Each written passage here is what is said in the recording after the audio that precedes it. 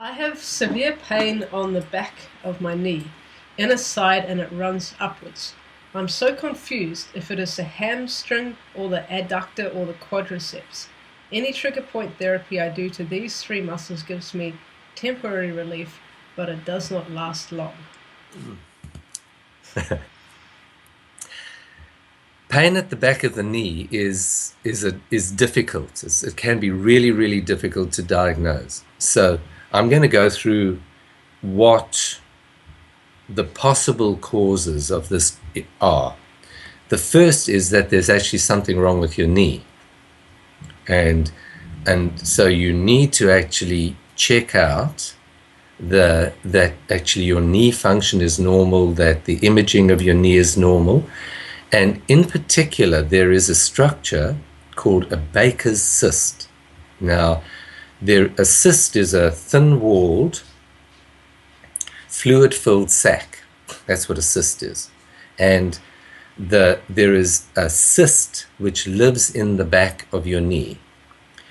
In about 60–70% of cases, it is actually connected to the knee joint itself. So it's really an extension of the knee joint. And in about 30% of cases, it's just a little fluid-filled sac that sits in the back of your knee, separate from the knee. Okay. So let's assume that it's connected to your knee. If you have a problem with the knee joint itself, often there is extra fluid in the joint. That fluid will track into the Baker's cyst and it will stretch. And when it stretches, it may in fact cause pain, and especially cause pain when you bend your knee.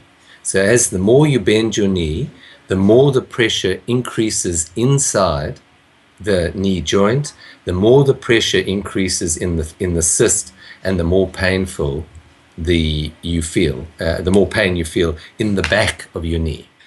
Okay, so it's like a football in the back of your knee, and as you bend your knee, the football gets compressed and you have increased pain.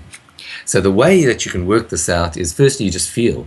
And if you feel in the back of the one knee, you'll feel there's a certain amount of give, and you should be able to feel what it feels like. And then you go to your painful knee and you'll feel an obvious swelling. It's big enough for you, if you're relaxed, to be able to push in there, and you'll feel the swelling, and the swelling will have give, as a fluid-filled sac would have. And when you press on it, it actually hurts. So that means you have a Baker's cyst, and then you've got to find out whether the Baker's cyst is actually being caused by problems in the knee joint itself, or whether the cyst itself has become inflamed and tender. And if that is, then you go and see somebody who can do something about it. And the treatment is treat whatever's wrong with the knee, or if it's the cyst that's inflamed, you put a needle into the cyst, you pull out the fluid, make sure it's not infected, which it is in a very small proportion of cases, and you put a bit of cortisone in and put some compression, and the whole thing will settle. So that's the first thought in my mind. Could I just make a quick interjection here? Yes.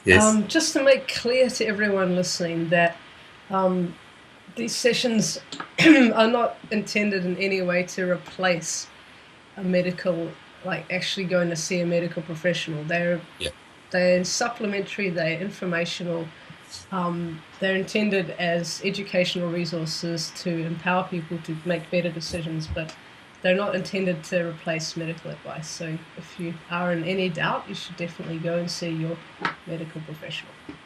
Thank you. Thank you. Very good. Okay, scenario 2. Scenario 2. You may have pain in the back of the knee from 2 sets of trigger points. The first are your hamstrings, and the second are, in fact, the muscles in your calf.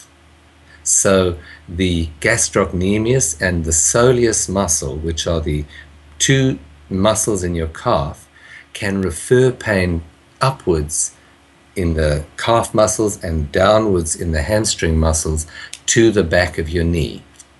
And so quadriceps, which are in the front of your leg, don't usually refer pain to the back of your knee.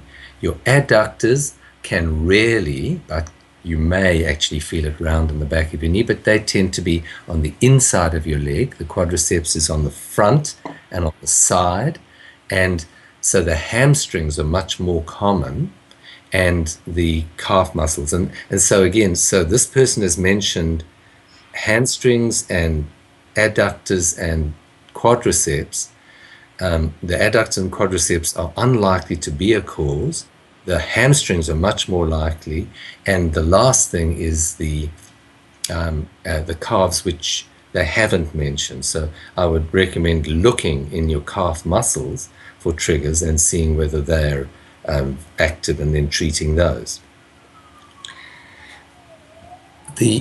There's one other important thought that I have, and that is that the pain that you have in the back of your knee may in fact be referred from somewhere else. And in fact, you may have sciatica, or you may have problems in your buttock or your back, which refer all the way down to the back of your knee.